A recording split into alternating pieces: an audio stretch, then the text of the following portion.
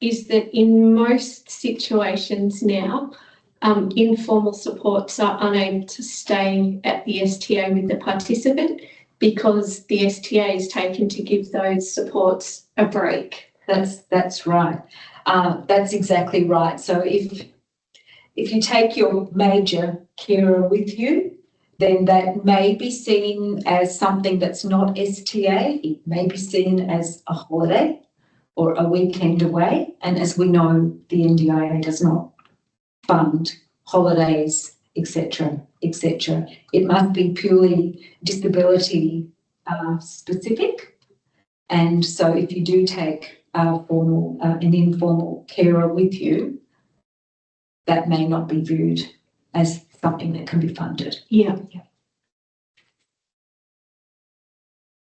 So just a second opportunity to type your responses into the chat as we build on this, the basic foundations of knowledge around STA. And if you think STA needs to be a stated support in a participant's plan. So I'll just give you a minute or two to pop your responses in the chat, and Leah will give us some feedback about those. Not necessarily, not at this time, no, in caps lock, no, no, and then yes. Great. Thank you. So one of Noel's favourite documents for her daytime and nighttime reading is the pricing arrangements and price limits. I'm not joking. And Noel knows this document inside out. So we're really going to leverage your information here, which is just more on the general level for STA, but we know this is something that you really understand. So let's just work through what a plan would look like. And you can see in this particular case, this participant has total funded supports of more than $600,000 for the duration of their plan. And the plan is broken up into 4 different types of supports, including core supports. And those core supports are there to support your everyday activities and to sustain that living situation. So let's go on to the next slide, and Noel is going to break this down a little bit further. Yeah, so STA actually comes from our core supports. It is flexible. To go back to our question earlier, does STA have to be stated in the plan? And the answer is no, that it does not have to be stated. Of course, it has to be reasonable and necessary, as all the supports have to be as part of the NDIA, have to be related to the particular disability. But for STA, it definitely does not have to be stated. And I mentioned earlier my own situation about how many nights is mum going to be away for work travelling and how much care would my son need during that time. So whilst that was factored into the overall core budget that was in the plan, it wasn't put in there as a stated support, but we were sure that in fact there was enough funding within the budget to ensure that that one particular support could be maintained during that period. That's such an important point, isn't it? Because even though it can be used flexibly, many things can be included within a course. Yes, absolutely. And even though we discussed it and I knew how much money was there and how many days were there, it wasn't actually written as a stated support. So in general, STA can just come straight out of the core budget because it's flexible. Also, in general, with STA, if you are in a group residence or some sort of centre, then most likely the food will be supplied, as will any negotiated activities during that 24-hour period. But if you're in more of an individual setting, then food and negotiated activities, transport, etc., would not be included. In fact, transport will not be included getting to any STA, but within, if you need it for activities, it will be. Because these costs are considered as an everyday expense. and not specifically disability related. So that's something to bear in mind.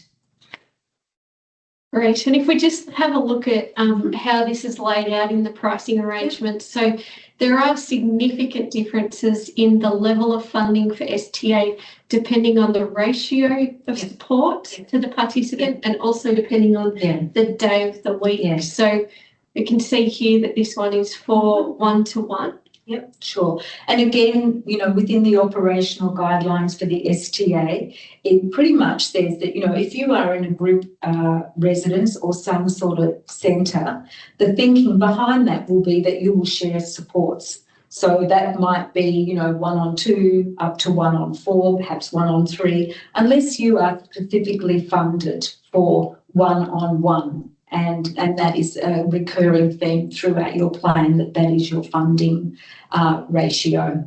And you can see, if you go to the next slide, Sarah, not just the different days of the week, but if you get to 1-on-4, it's a considerably lower amount than if you were to be doing 1-on-1 funding on a weekday, any day for that matter. Yes, yeah, that's right. And you can see here that the cost varies significantly because of the component of this line item that is taken for the actual support workers to be providing the care, whereas the accommodation, the food and things are a much lesser amount. So that's why you can see such a fluctuation in the ratio of the STA and also for the day of the week, depending on the rates of the support workers. And to what we were discussing earlier around how much of that funding also needs to be spent. Exactly, because we have to bear in mind that in terms of the price guide, this is the maximum that can be funded. It's not the only amount that can be funded. And if you're in a position where you can, depending on how much funding you've got available in your budget, of course, this is what we want to do. We want to ensure that it was going to last the full term of the plan. You may be able to negotiate with your provider a rate that is different from what is within the price guide. So remembering that is the max, it's not the only. Yes, yeah, that's right. And that might just be the accommodation and maybe somebody, a formal support worker popping in to assist in the morning and the evening. So Exactly. It might just be 4 hours of care, not 24 hours. And, you know, if you're in an individual setting as well, you may only want someone for the mornings or to pop in early in the morning to get you organised for the day and then to come back later in the evening, make sure the meal is prepared and everything's in place. It might not even include a nighttime sleepover. Yeah, great. Very flexible. So we've got quite a few questions coming through in the chat, and we've also had some questions submitted prior to the webinar. So thank you very much for sending those through. Noel, I've got a couple of those here, if I can just read them out for you. These were some specific questions for people joining us today. So the first one was coming from a carer who is a single mother caring for her 32-year-old son living with complex disabilities. She's asking, is there a way to plan STA in advance so it doesn't add to her stress through the year and just that mental load of organising things? So I guess we can that sounds like me. In terms of your professional and personal experience of some of those things that you do. Yeah, that does sound like me, but my son is younger. Absolutely. So that I know that I can get a break and not have to worry about the stress, and so that my son also knows when I'm doing various things that he's going to be looked after. Yes. Because you know, he's constantly on one of those Life 360 things saying, "Where are you, Mum? When are you coming home, Mum?" So that, you know, they get the anxiety as well. So we plan. We just plan and we say, okay, every 2 months, Mum goes, you know, you go away for the weekend so that Mum can take a break. So it's all depending on the current situation of the participants, but it definitely is one way of relieving the stress and the anxiety for sure that comes with it. Yeah, great.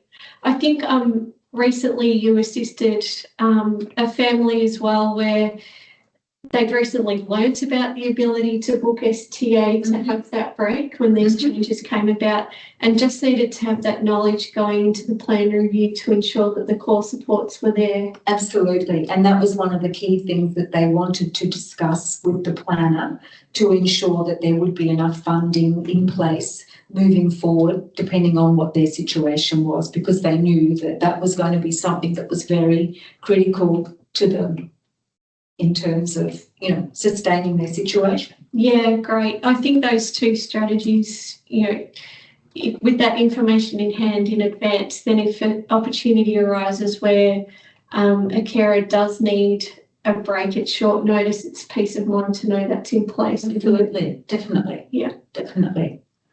Great. The next question is, I understand STA comes from my core funding, but is there a way to minimise the costs to get more out of my budget? I'm a participant.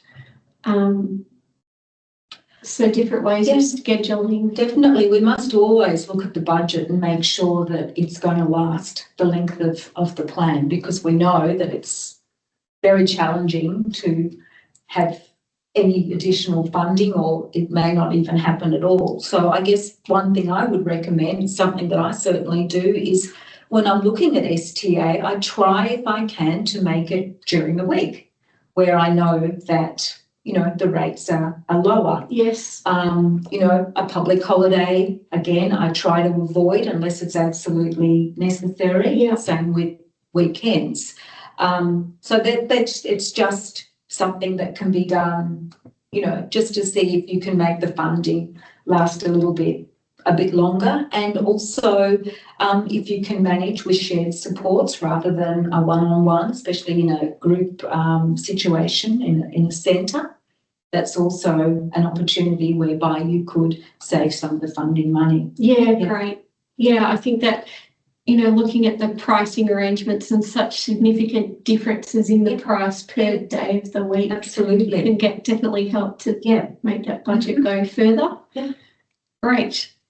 Question 4, can my wife stay in STA with her own support workers that are known to her while I'm taking a break at home? Yes. Absolutely. I mean, particularly if she's in an individual setting, if it's in a group setting, then you'll have to, you know, make an arrangement with the provider. They may allow it, they may not, but maybe that is the case where you would have the individual setting because your wife already has her own chosen and trusted network of formal carers and may choose to utilise them rather than people that doesn't know. Yeah, great. Really flexible. Another one here, can I visit my daughter